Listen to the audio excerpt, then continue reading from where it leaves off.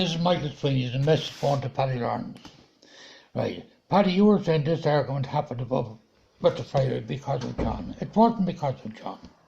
The fact is, Paddy, your daughter Bridget attacked a child of 9 years of age, a woman at 24, a full-grown woman at 24. Right. She started off with a few bit of names recorded between. She called the child name. The child answered up for himself. So she went to hit him. Right. She went to hit him, Paddy. Now, fact number 2 there is the child ran over behind John. So your daughter Bridget came over and John asked her what was she doing. Oh, she was going hitting the child. So John said, you won't. And now that, Paddy, you come across to John, used a few words with John. Right. Now, Paddy, all of a sudden yourself and John had got stuck in it. So you grabbed John 20 over his head. Right, and you need him into the face. Your son might run on the other side and struck John and kicked him. Paddy, things like that you don't walk away with. Yes, Paddy, I move away from that now. We'll go on down to your house. We'll say, you are there. I came with challenges. I did, Paddy, go down and tell you had to fight. But I didn't say who or when. I said to you, you would have to fight. I also said to your son he'd have to fight because of what he did. Paddy, I never turned around at any stage and said my son Edward, or rest him, had to fight your son, or my son Stephen, because my son Stephen was standing there beside me. I said he had to fight, but I didn't name no names. Now, Paddy, we'll go on past that. We'll go on as you were talking there about the hospital. Yes, Trace was in hospital. Bridget came up on a regular basis there. She was there, and I was talking to Bridget. And so was a few of the boys and the girls.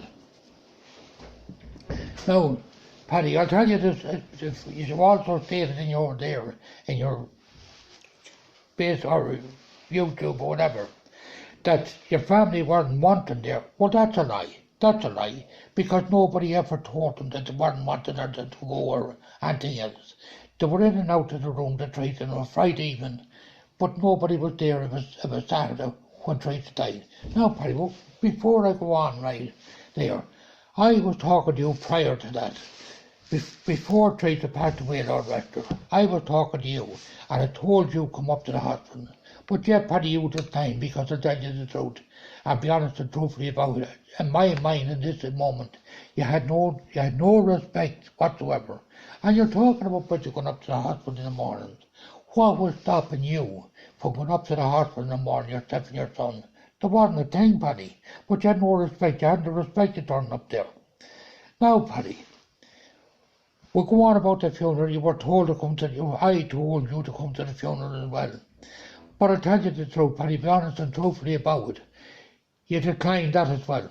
You declined that. As you were saying there, right, trouble.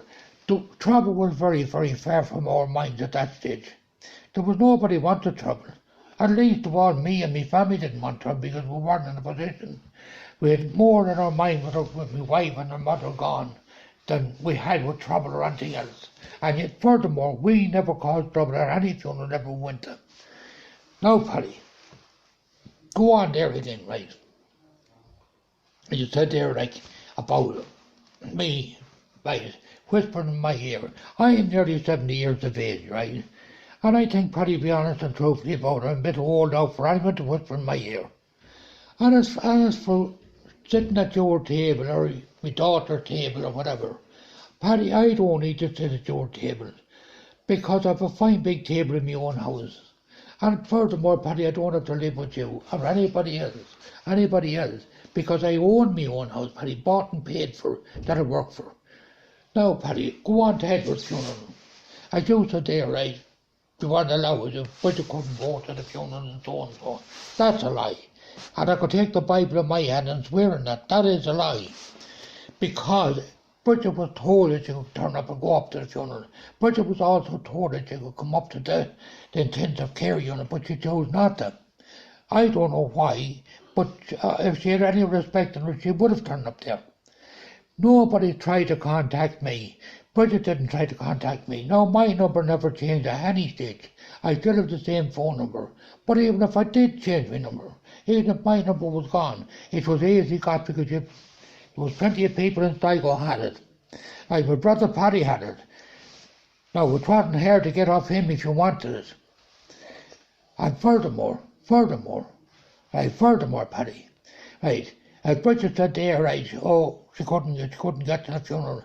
But Bridget could have gone to the funeral. But Bridget chose, and she turned around and she said she didn't want to see her brother in a pine box going to a hole. So that was a lack of respect. Now, Bridget, Edward had no arguments with you or with anybody else either. Now, if you have to live with that, it was your choice and your decision not to go. It wasn't anybody else's. So, Bridget, in future, just leave Edward's name out of it. And furthermore, Paddy, me and my brother Mark, the rest of him, never discussed any trouble when I was in hospital the first time. Now, as you said there, Paddy, also in your video, no rest Martin, God grant him a bed in heaven. But Paddy, Mark didn't have to answer to you. No, Mark's not here for to answer himself. But saying that, Paddy, Mark shouldn't have to answer to you or anybody else. So, Paddy, I laid Mark's name on your mouth. No, let him rest in peace, now rest him. May God grant him a bed in heaven.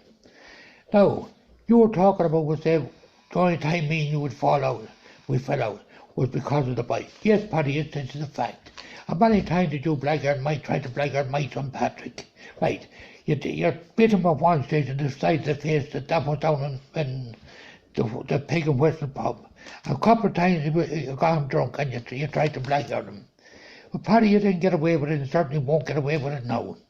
And as I said to you, Paddy, things are gone beyond repair. So as far as I'm concerned, right, you better men wouldn't do it. Paddy, you are trying to talk down to me or think you can talk down to me. Because you're a fucking fool. I wouldn't have better men than you. 1,000 better men, 1,000 times better men than you talk down to me. And if you think that you're a fucking fool. And furthermore, Paddy, all my sons will stand together. So I am telling you, just go about your business and leave things very well alone. Because you don't know what you're doing.